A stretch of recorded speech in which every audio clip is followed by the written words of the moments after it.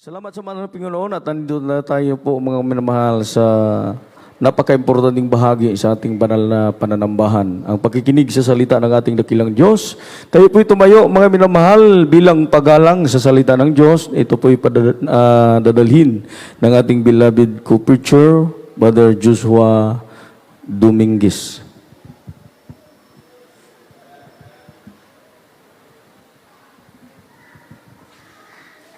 Praise the Lord, you and beloved which with us. Tayo pong lahat, mga minamahal, ay sama-samang manalangin. O dakilang Diyos sa mga banal, sa pangalan ng pinakamamahal na Panginoon sa Kristo, Travis Pueblo, beloved Pastor Valdez Almeida, maraming salamat sa araw na ito. Muli mo kaming tinipon sa dakong ito pang purihin, wala tayong banal na pangalan. Salamat sa mga papuring awitin, mga patutuo na mga kapatiran pinagpala sa pagbibigay ng kabutandog. Maraming salamat sa iyong mahal na Panginoon, lalo na sa iyong banal na presensya, laging umaaliw sa bawat isa sa amin. At sa iyong banal na salita sa gana, aking wala pong magagawa, O Diyos, kung mga anwent, pagpalain mo, O Diyos, alisin mong hadlang gawa ng kaaway, demons of pride, being glory, cast out from our midst right now, in the mighty name of Jesus. We bless everyone in Jesus' name. Amen and amen. Praise the Lord. Purihin po tayong dakilang Diyos at muli po nating pinapabot ang ating pinakamataas na pagpupuri, pagluwalhati, pagparangal, pagdakila ay tanging sa ating pinakamamahal na Panginoong Jesucristo. Malakas sa balakpak para sa ating dakilang Diyos. And double honor to our beloved Pastor Valdez Almeida, the intrepid our loving God, and we always remember the blessed memories and teaching of our dearly beloved Son Pastor Lina Comun Almeida, and to our beloved brethren. Good evening to every one of us, beloved visitors, welcome, beloved choir members, good evening, beloved co-preachers, ating mga beloved ordained preachers, at sa ating ginagalang na mahal na Pastor Valdez Almeida, the prophet of our loving God, mga beloved children, amin ang mahal ngayon, magandang gabi po sa ating lahat. At muli po nating palakpakan ang ating dakilang Diyos. Praise the Lord. Shout, praise the Lord. Shout, praise the Lord. Praise God, salamat sa ating mahal na Panginoong Jesucristo. At ako naman po ay nakabalik dito po sa ating lugar, mga minamahal.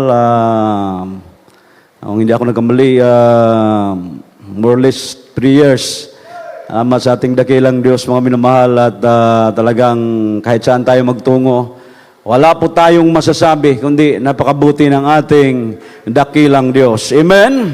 Kaya ngayon po mga kapatid, tayo po'y dadako sa salita ng Diyos. Napakahalaga po ang salita ng ating mahal na Panginoon. At ngayon po ang ating pong topic about life's purpose, layunin ng buhay. At mga minamahal, bawat isa sa atin mayroon pong layunin ang Diyos sa ating mga buhay. Kaya mahalaga po yung buhay na nilaan ng Diyos para sa atin. Mayroong buhay na walang hanggan, pangako ng Diyos sa bawat isa, pag ating pong masunod ang kanyang banal na kalooban. Amen? Kaya sa mga oras na ito, the first po mga minamahal, life's a purpose, the service of God, ang paglilingkod sa Diyos. Napakahalaga po itong ating paglilingkod sa ating pinakamamahal na Panginoon sa Kristo. Basahin po natin dito po sa aklat ng Joshua, chapter 24, verse 15. Kindly po. From the book of Joshua, chapter 24, verse 15. And if it seem evil unto you to serve the Lord, choose you this day whom you will serve, whether the gods which your fathers served that were on the other side of the flood, or the gods of the Amorites, in whose land you dwell. But as for me and my house, we will serve the Lord. Amen. Josue, Kabanatang 24, ang talata 15. At kung inakala ninyo masama maglingkod sa Panginoon, ay piliin ninyo sa araw nito kung sino ang inyong paglilingkuran, kung ang mga Diyos na inyong mga magulang na pinaglingkuran sa dako roon ng ilog, o ang Diyos na mga Morheyo na lupain nila ay inyong tinatahanan. Ngunit sa kanang akin at ng aking sambahayan ay maglilingkod kami sa Panginoon. Amen. Amen ang Diyos mo magpala sa kanyang banal na salita. So ako din po pala nagpapabot na pagbati sa ating mga beloved live viewers, no? Mga viewers po natin, magandang gabi, no? Throughout the world. Magandang gabi po. At kung kami na mahal, dito po ay napakahalaga po ang paglilingkod sa Diyos. Dahil sa noong unang panahon, mga minamahal, hindi pa tayo napadako sa ministeryong ito. Ang ating buhay ay punong-puno ng mga kasalanan. Kaya nagbubunga ng karamdaman. Hallelujah, walang direksyon yung ating mga buhay. Subalit nung tayo napadako sa ministeryong ito, mga minamahal, hindi man tayo karapat-dapat, tayo naglilingkod, hallelujah, sa ating pinakamamahal na Panginoon Jesucristo, pinagaling ang ating mga karamdaman, nilutas yung ating mga problema, binago mga buhay natin, dininig yung panalangin ng ating dakilang Diyos, at hanggang sa mga oras ito, sa kabila ng kahirapan ng digdig, mga minamahal, tayo ay pinanghawakan ng ating mahal na Panginoon. Everybody shout, praise the Lord. Sinong hindi maglilingkod sa mahal na Panginoon? Na tayo'y pinagaling sa ating mga karamdaman. Bang lingkod, dati mayroong ulcer, mga kabatid. Mayroong skin allergy. Nang lalabo na yung mata, mga minamahal, for the age of 18 years old. Mahirap pa yung buhay, plus karamdaman pa. Subalit nung ako'y napadako sa ministeryong ito, totoo ang Diyos. Totoo ang Diyos, mga minamahal, nagpapagaling ng mga karamdaman. Instant, natanggap ko yung kagalingan ng karamdaman. Kaya purihin nating dakilang Diyos. The next is seeking God's kingdom. Ito ay paghahanap ng kaharian ng Diyos. Dahil biblical po tayo, mga minamahal. Maraming mga tao ngayon sa ating daigdig, kung ano-ano yung mga hinahanap. Naghahanap ng mga espesyalistang doktor. Dahil sa kanilang makaramdaman, hindi nila hinahanap ang Diyos. Hindi nila hinahanap ang kaharian ng Diyos. Kaya mga minamahal, sila'y bigo. Salamat sa mahal na Panginoon, tayo hindi binigbigo ng ating dakilang Diyos. Amen? Matthew chapter 6, verse 33. Kindly, read that. From the book of Matthew, chapter 6, verse 33. But seek ye first the kingdom of God and his righteousness, and all these things shall be added unto you. Amen. Matthew, kabanatang 6, ang talata 33. Darapat hanapin muna ninyo ang kanyang kaharian at ang kanyang katuwiran, at ang lahat ng mga bagay nito ay pawang idaragdag sa inyo. Amen. Amen. Ang Diyos magpala sa kanyang banal na salita. So mga minamahal, ito pong verse na ito po'y halos lahat tayo, memorize na po natin ito, mga minamahal. Subalit, mayroon pang mga iba na hindi pa nila alam kung paano ito gagawin. Paano, mga minamahal, o marami pang hindi nakakaunawa. Napakahalaga pong maunawaan natin ang salita ng Diyos. Amen. Dito, kay nakailangan sa ating buhay, mga minamahal, ay patuloy nating gawin ang kalooban ng ating mahal na Panginoon. Bakit po? Para maunawaan po natin ang kalooban ng ating dakilang Diyos. Kasi mga minamahal, ang kaharian ng Diyos hindi po sa salita. For the kingdom of God is not in words, but in power. Dito nakikita natin kung gaano ka makapangyarihan ng Diyos sa ating mga buhay. Mula sa umpisa, mula nang tayo maglingkod sa ministeryong ito, tayo mga kapatid, na tayo magkaroon ng karamdaman dahil dito sa lupa, hallelujah, punong-puno ng mga karamdaman, kahirapan, dahil pinahintulutan niya ng mahal na Panginoon para ang tao'y tumawag sa ating dakilang Diyos. Nung tayo nagkaroon ng karamdaman, hinahanap natin sa ating buhay ang ating dakilang Diyos. Hindi tayo nabigo, mga minamahal. Dito tayo'y, hallelujah, nakasumpong ng biyaya. Pinagaling tayo sa ating mga karamdaman. Everybody shout, praise the Lord. Tayong lahat ay saksi na ang Diyos natin ay Diyos na buhay. Amen po ba? Kaya hindi pwede na tayo po'y pabanjing-banjing sa paglilingkod. Hindi biro ang paglilingkod. Ating mahal na kapatid, pakinggan ninyo, dahil sa kanyang pagkukulang, hindi gumaling yung kanyang karamdaman. Paulit-ulit na paggawa ng mga bagay na hindi kaaya-aya sa ating mahal na Panginoon. Walang kabanalan, hindi sumunod sa kabanalan. Sabi ng Biblia, ang Diyos ay banal. Dapat ang kanyang mga anak ay maging banal din. Amen. So paano tayo tutugunin sa ating mga prayers kung wala tayong kabanalan? Banal ang Diyos. Humarap tayo sa ating mahal na Panginoon, wala tayong kabanalan. Amen. Manalangin ka, wala kang kabanalan. Paano ka didinggin ng ating mahal na Panginoon? Kaya yung kanyang karamdaman hindi gumaling. Pero nang naalala niya mga minamahal, nakita niya sa kanyang sarili na mayroon siyang pagkukulang sa ating mahal na Panginoon. Sinunod niya ang pagpakabanal. Doon siya gumaling. Tinugon ng mahal na Panginoon ang kanyang panalangin. Amen. Kaya hindi po biro ang paglilingkod. The next is doing the Father's will. Gumawa, ginagawa ang kalooban ng Ama, ng Diyos. Kailangan gawin natin ang kanyang banal na kalooban. John chapter 4, verse 34, kindly. From the book of John, chapter 4, verse 34. Jesus said unto them, My meat is to do the will of him that sent me, and to finish his work. Amen. Juan, Kabanatang 4, ang talatay 34. Sinabi sa kanila ni Jesus, ang pagkain ko ay aking gawin, ang kalooban na sa akin ay nagsugo at tapusin ang kanyang agawa. Amen. Amen. Ang Diyos ang magpala sa kanyang banal na salita.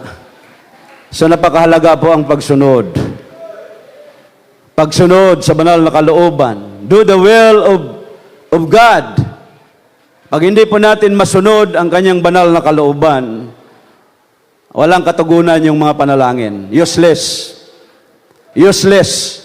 At yan po yung naranasan natin noong hindi pa tayo napadako sa ministeryong ito.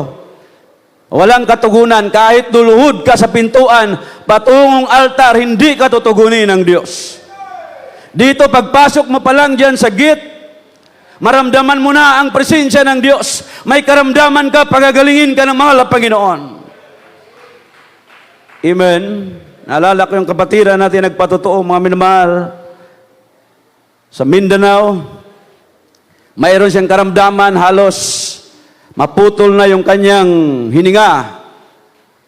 Pero sabi niya sa kanyang isip, pag makadalo lang ako, pag makapunta lang ako sa pastoral house, ako'y gagaling.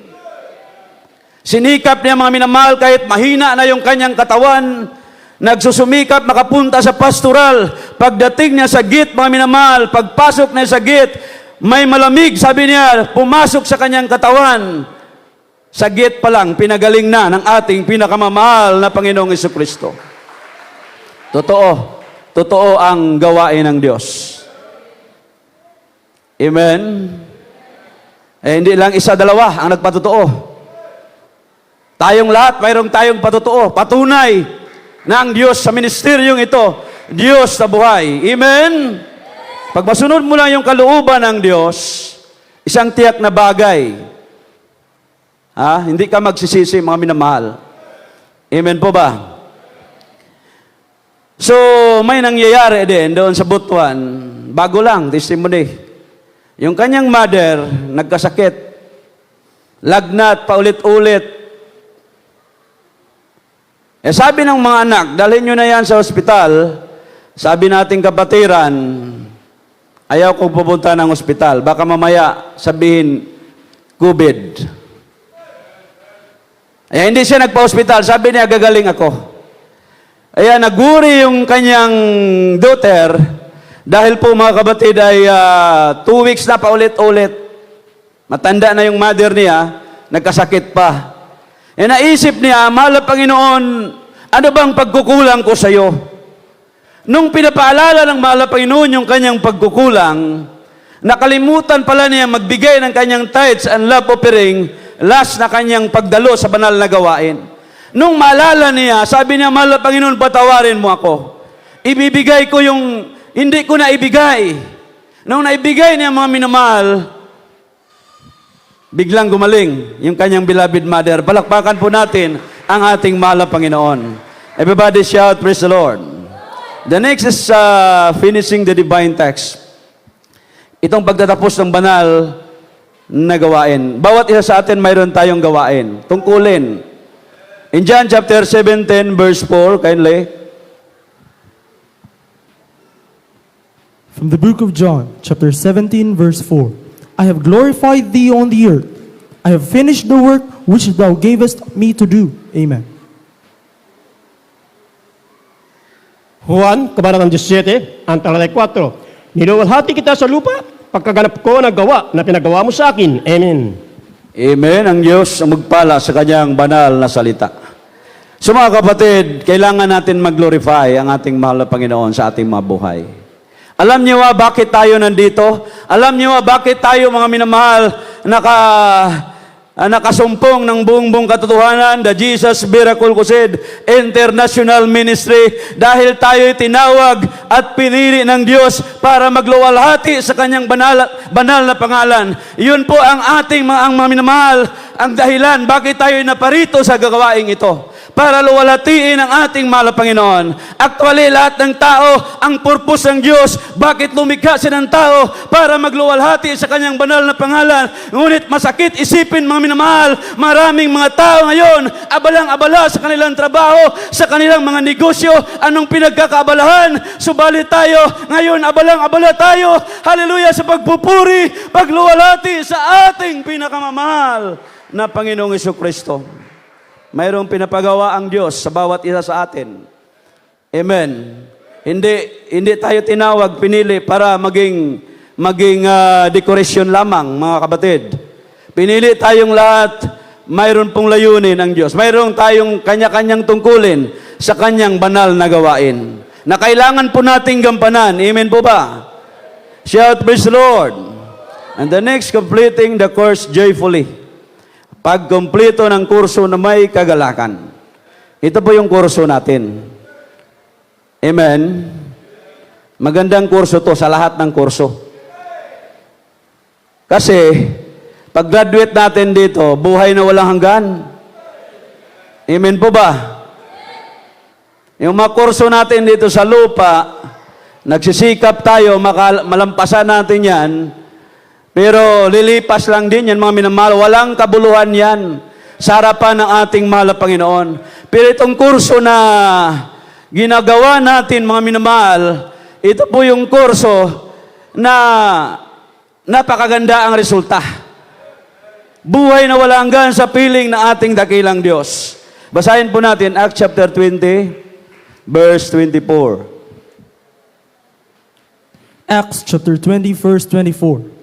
But none of these things move me, neither count I my life dear unto myself, so that I might finish my course with joy, and the ministry which I have received of the Lord Jesus, to testify the gospel of the grace of God. Amen. Mga gawa, Kabanatang 20, ang talatay 24. Darapat hindi ko minamahal ang aking buhay na waring sa akin ay mahalaga. Maganap ko lamang ang aking katungkulan at ang ministeryong tinanggap ko sa Panginoong Hesus na magpatotoo ng ebanghelyo ng biyaya ng Diyos. Amen. Amen. Ang Diyos magpala sa kanyang banal na salita. Kaya si Apostol Pablo, isa pong tao, mga minamahal, hindi basta-bastang tao. May katungkulan sa gobyerno. Pero mga minamahal, nung makilala niya ang ating mahal na Panginoong Jesucristo sa kanyang buhay, iniwan niya yon. Naglingkod siya sa mahal na Panginoon. Nagpagamit sa ating mahal na Panginoon. Sabi niya, kinalimutan niya yung kanyang sarili. Maganap lang niya ang katungkulan niya sa ating dakilang Diyos. Amen. To testify the gospel of the grace of God. Na tayong lahat, mga minamahal, hindi lang sa Apostol Pablo, tayo tinawag, pinili ng Diyos para ipatutuo natin ang kabutihan ng Diyos sa ating mga buhay. Huwag tayong mahiya, mga minamahal, dahil yan po ang isa sa layunin ng ating mahal na Panginoon. Bakit tayo napadako sa ministeryong ito? Lahat tayo may katungkulan na tayong lahat ay gagamitin ng mahal na Panginoon sa kanyang banal na gawain para sa kaligtasan sa mga kaluluwang na alipin ng kasalanan. Paano tayo, mga minamahal na padako sa ministeryong ito? Pinangunahan ng ating mahal na pastor dahil sa kanilang prayers, panalangin ng ating mahal na pastor, kaya tayo napadako sa ministeryong ito. Kinahabagan tayo ng mahal na Panginoon, di man tayo karapat-dapat, dahil sa pagluha, pagtangis ng tao ng Diyos, araw at gabi, lumuluhod pa kami na mahal, para tayo maligtas, kaya kinahabagan tayo ng ating mahal na Panginoon. Shout, praise the Lord. Kaya tayo din, ngayon, tayo yung gagamitin ng mahal na Panginoon. Amen. Everybody shout, praise the Lord. Attaining Christ-likeness. Magtamo, no? Katulad ni Kristo. Siya po yung ating example po dito. In Philippians chapter 3, verse 13 up to 14. Henley. Philippians chapter 3, verses 13 to 14. Brethren, I count not myself to have apprehended, but this one thing I do, forgetting those things which are behind, and reaching forth unto those things which are before. I press toward the mark for the prize of the high calling of God in Christ Jesus. Amen. Filipos, Kabanatang 3, ang talata 13 hanggang 14. Mga kapatid, hindi ko pa inaaring inabot, bagamat isang bagay ang ginagawa ko, na nililimot ang mga bagay na nasa likuran at tinutungo ang mga bagay na hinaharap. Nagtutumunin ako sa hangganan sa kantimpala ng dakilang pagtawag ng Diyos na kay Kristo Jesus. Amen. Amen. Ang Diyos ang pala sa kanyang banal na salita. Kaya mga minamahal, sabi dito, mga bagay na nasa likuran, kailangan kalimutan na natin. Yung mga bagay na hindi kaayaya sa ating mahal na Panginoon, kalimutan na natin. Huwag nating isipin yung sino tayo noon. Kilala ka man sa daigdig, pero hindi ka naman kilala ng mahal na Panginoon. Dahil sa kasalanan na ginagawa mo, araw-araw, paulit-ulit, na ginagawa mga bagay na hindi kinalugdan ng Diyos. Nung tayo nandito na sa ministeryong ito, hallelujah, going straight, patuloy mga minamahal ang ating paglilingkod. Huwag na tayong lilingon, huwag na kalimutan na natin ang mga bagay na nakaraan. Magtumulin tayo sa paglilingkod. Hallelujah, patuloy natin gaganapin ang kalooban ng Diyos sa ating mga buhay. Amen. Bakit? Mayroong gantimpala. Mayroong gantimpala na nilaan ng ating mahal na Panginoon. Sino tayo para gantimpalaan ng Diyos? Amen. Tayo'y dating marumi, basahan lamang sa harapan ng ating mahal na Panginoon.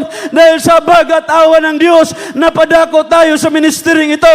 Nagbabago ang ating mga buhay. Amen. God is our example.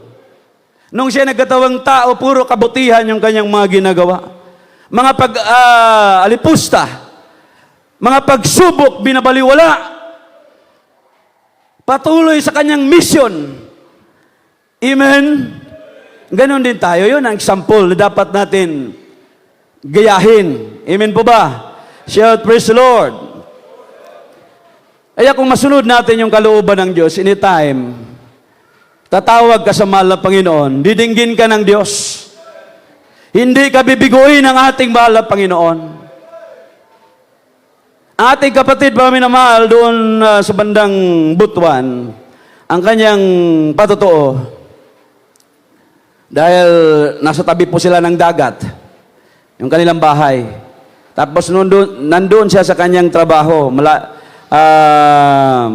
medyo malayo na sa kanilang bahay.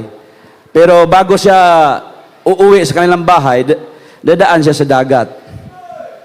Ang nangyari mga minamahal, pag pauwi na niya, nakita niya sa malayo, mayroong sunog. Tiningnan niya ng mabuti, kapitbahay niya nasunog. Grabe ng usok. Tiningnan niya, pati yung bahay niya umuusok na. Sabi niya, siya po'y nanalangin. Yung kanyang dibdib, mga minamahal, talagang hindi na niya ma-explain dahil sa kaba. Kasi hindi basta-basta pag nasunog yung bahay mo. Nakita niya, mamel, grabe ng usok. Sabi niya sa kanyang prayer, mahal na Panginoon, patawarin mo ako. Siya'y umiyak, mga minamahal, dahil mahirap pag mawalan ka ng bahay. Umusok na, pero yung prayer niya, sabi niya, mahal na Panginoon, patawarin mo po ako. Patawarin mo ako, mahal na Panginoon. Kung maaari, huwag sanang maubos. Iyon ang prayer niya, huwag sanang maubos. Sana mayroon pang matira kahit kunti na lang sa aking bahay. Pero mga minamahal, nung nandun na sila sa malapit, gusto niyang pumasok, gusto niyang pilitin makapasok, hindi naman pwede rin papasukin, kasi meron mga otoridad doon, and then, hindi din siya basta-basta makapasok kasi grabing usok, maitim ng usok, nakakatakot pag pilitin mo. Eh, mga minamahal, doon na lang siya sa malayo, tinitingnan na lang niya, umiyak na lang siya. Kasi tanggap na niya, sunog na yung kanyang bahay. Pero mga minamahal, hindi pala ganon, hindi pala pariho yung isip natin sa isip ng ating mahal na Panginoon. Ay yung prayers niya, mga minamahal, nakaabot pala doon sa trono ng ating dakilang Diyos. Kaya nung siya'y pumasok na rin, tapos na, mga minamahal, umalis na yung mga bumbero, pagpasok na, pagpalapit hanggang palapit na sa kanyang bahay, tiningnan niya, akala niya ubos na yung bahay niya. Yun pala, mga minamahal, kahit usok, hindi nakadikit sa dingding ng kanyang bahay. Iniingatan ng ating mahal na Panginoon. Sabi niya, kahit yung leaflets na nilagay niya doon sa likuran, kasi sa likod nag-umpisa yung sunog, yung leaflets, mga minamahal, na nakadikit, hindi nga lang nakadikit yung usok, kahit usok man lang, wala, mga minamahal. Grabe yung pag-iingat ng ating mahal na Panginoon. Totoo ang Diyos sa ministeryong ito. Pag tayo'y tunay, maglilingkod sa Kanya, taos pusong paglilingkod. Hallelujah! Walang biro, mga minamahal. Hallelujah! Araw at gabi, na purihin mo ang ating mahal na Panginoon. Sundin mo, hallelujah, yung Kanyang banal na kalooban. Talagang didinggin ka ng ating dakilang Diyos. Shout, praise the Lord! Hallelujah! Sinong hindi magpatuloy, mga minamahal? Lahat tayo nakakita. Yung hindi nakita ng iba, ng mga tao, mga minamahal dito sa daigdig, tayo ang nakakakita. Amen. Nakita natin ang magawa ng Diyos sa ating mga buhay. Everybody shout, praise the Lord. Maraming iba dyan nagbubulag-bulagan. Hindi nila, kahit nakikita na nila, ayaw nilang maglingkod dahil mahirap. Pero sa atin, mga minamahal, kahit mahirap, hallelujah, pero pag tayo itaas kamay sa ating mahal na Panginoon, ang Diyos handang tumulong, tayo tutulungan, tayo igagabayan ng ating mahal na Panginoon. Hallelujah. Kaya wala tayong may ganti sa ating dakilang Diyos. Kung hindi, mga minamahal, atin siyang paglingkuran dahil yun po ang layunin ng Diyos sa ating mga buhay. Tayong lahat magpatuloy, serve the Lord na may kagalakan. Hallelujah, kahit mahirap, pilitin natin. Sabi ng Banal na Kasulatan, strive to enter the narrow gate. Shout, praise the Lord. Hallelujah. Kaya sa mga oras na ito, hallelujah, atin pong purihin ang ating mahal na Panginoon. Habang tayo nagpupuri, mga minamahal, isintro natin ating mga puso at isipan sa ating dakilang Diyos. Dahil napakabuti ng Diyos sa ating mga buhay, hindi natin masuklian ang kanyang kabutihan. Itong taos pusong pagpupuri natin, ito lamang, mga minamahal, ang ating sarili, ang ating mayandog sa ating mahal na Panginoon. Hallelujah! Praise the Lord! Ay habang tayo umawit, hallelujah, ibigay natin pagkataon sa ating beloved na rin sa Charabag. Taos pusong magpupuri sa ating mahal na Panginoon. Hallelujah.